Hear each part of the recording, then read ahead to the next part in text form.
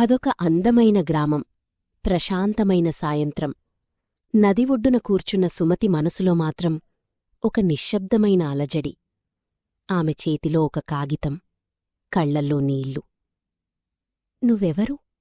ఎందుకు నా జీవితంలోకొచ్చావు? నిన్ను చూసిన ఆ క్షణం నుంచి నా ప్రపంచం మారిపోయింది. ప్రతి శ్వాసలో నీ గురించే ఆలోచన. కాని ఒక్క మాట కూడా చెప్పకుండా ఎందుకు వెళ్ళిపోయావు? ఇది నేను రాస్తున్న చివరి లేఖ. ఒక్కసారి తిరిగిరా. లేకపోతే ఈ బాధతోనే నేనుండిపోతాను. కొన్ని రోజుల క్రితం అర్జున్ అనే ఒక సోల్జర్ ఆ ఊరికి వచ్చాడు.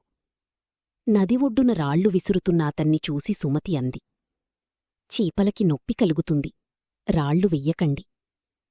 ఆ క్షణం వారిద్దరి మధ్య ఒక మౌనమైన బంధం మొదలైంది. అర్జున్ తన పేరు చెప్పలేదు, తను ఏం చేస్తాడూ చెప్పలేదు. కాని ఆ చిన్ని రామచిలుక ద్వారా ఇద్దరూ చిన్న చిన్న సందేశాలు పంపుకున్నారు. కాని ఒకరోజు అర్జున్ తన తల్లి గాజులను సుమతికి ఇచ్చి వెనక్కి చూడకుండా వెళ్ళిపోయాడు. యుద్ధం పిలుస్తోంది. తను తిరిగి వస్తాడో లేదో తనకే తెలీదు. సుమతి ఎదురుచూసింది. రోజులు, నెలలు గడిచాయి. ఆమె రాసిన ఏ ఉత్తరానికీ సమాధానం లేదు. చివరికి ఆ రామచిలుక అర్జున్ని కనుగొంది. కాని ఒక యుద్ధక్షేత్రంలో కాదు, ఒక చిన్న సమాధి దగ్గర. దానిమీద రాసి ఉంది, అర్జున్.